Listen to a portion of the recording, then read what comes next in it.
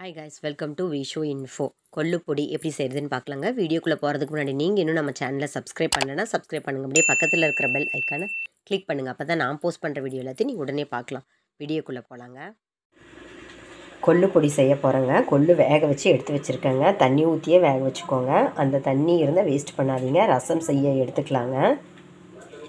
அதுக்கப்புறம் இதுக்கு தேவையான பொருள்லாம் பார்க்கலாங்க. கொள்ளு பொடி செய்கிறதுக்கு 1/2 டீஸ்பூன் தனியா, 1/2 டீஸ்பூன் தனியா, 1/2 டீஸ்பூன் சீரகம், இந்த ரெசிபிக்கு தேவையான உப்பு, 1/2 டீஸ்பூன் மிளகு, 2 பூண்டு பல், 3 சிகப்பு மிளகாய், இதெல்லாம் கோர்ஸாக அரைச்சிட்டு அது கூடயே இந்த கொள்ளு பவுடரையும் போட்டு அரைச்சிக்கலாங்க. 1/2 டீஸ்பூன் மஞ்சள் தூள் சேர்த்திக்கலாங்க. இதெல்லாம் அரைச்சதுக்கப்புறம் பார்க்கலாங்க. மசாலாலாம் கோர்ஸாக ஃபஸ்ட்டு பவுட்ரு பண்ணிக்கலாங்க. எடுத்து வச்ச மசாலாலாம் கோர்ஸாக பவுட்ரு பண்ணியாச்சுங்க. இப்போ 1/2 டீஸ்பூன் மஞ்சள் தூள் சேர்த்திக்கலாங்க.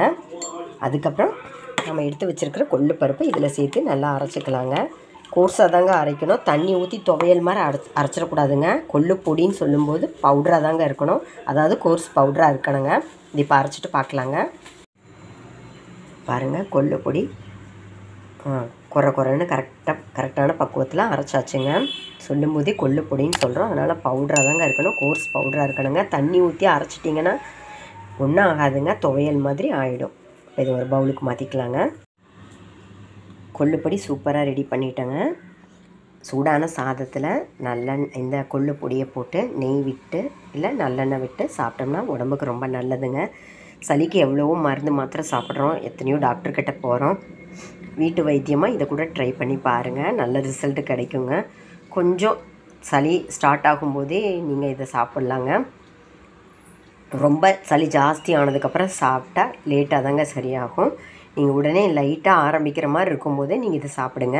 இந்த பருப்பை வேக வைக்கும்போது அதில் கொஞ்சம் எப்படி நம்ம தண்ணி ஊற்றி வேக வைப்போம், அந்த தண்ணியை வேஸ்ட்டு பண்ணிடாதீங்க. அதை வச்சு கொள்ளு ரசம் செஞ்சுக்கலாங்க.